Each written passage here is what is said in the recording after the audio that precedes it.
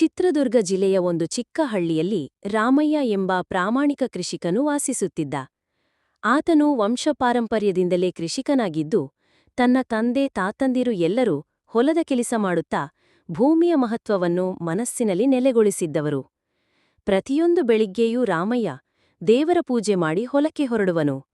ಅವನಿಗೆ ಭೂಮಿಯ ಜೊತೆ ಅಳಿಸಿದಂತೆ ಸಂಬಂಧವಿತ್ತು. ಭೂಮಿ ತಾಯಿ, ಅವಳನ್ನು ನಾವು ಗೌರವಿಸಬೇಕು ಎಂದು ಹೆಸರಿಡುತ್ತಾ ಮಕ್ಕಳಿಗೂ ಈ ಮನೋಭಾವವನ್ನು ಕಲಿಸುತ್ತಿದ್ದ. ಒಂದೇ ಸೀಸನ್ಗೂ ಬೇಕಾದ ಮಳೆ ಬರದೆ 7 ತಿಂಗಳು ಬೆಳೆ ಬತ್ತಿದ ಸಂದರ್ಭ ಬಂದಿತು. ಬಹಳಷ್ಟು ರೈತರು ಸಾಲದ ಒತ್ತಡದಿಂದ ಇತರ ಉದ್ಯೋಗಕ್ಕೆ ಹೊರಟರು. ಆದರೆ ರಾಮಯ್ಯ ಹಿಂತಿರುಗಲಿಲ್ಲ. ಆತನು ಹಳೆಯ ದೋಣಿ ತೆಗೆದುಕೊಂಡು ಕೆರೆಗೆ ಹೋಗಿ ತನ್ನ ಹೊಲ ವಾಟರ್ಡ್ ಮಾಡುತ್ತಿದ್ದ.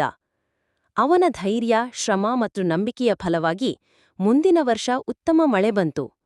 ಅವನು ನಾಡಿನಲ್ಲೇ ಉತ್ತಮ ಬೆಳೆಯನ್ನೆಳೆದ. ಹಳ್ಳಿ ಜನರಿಗೂ ಬೆಳೆಗೆ ನಂಬಿಕೆ ಬಂತು. ಆಗ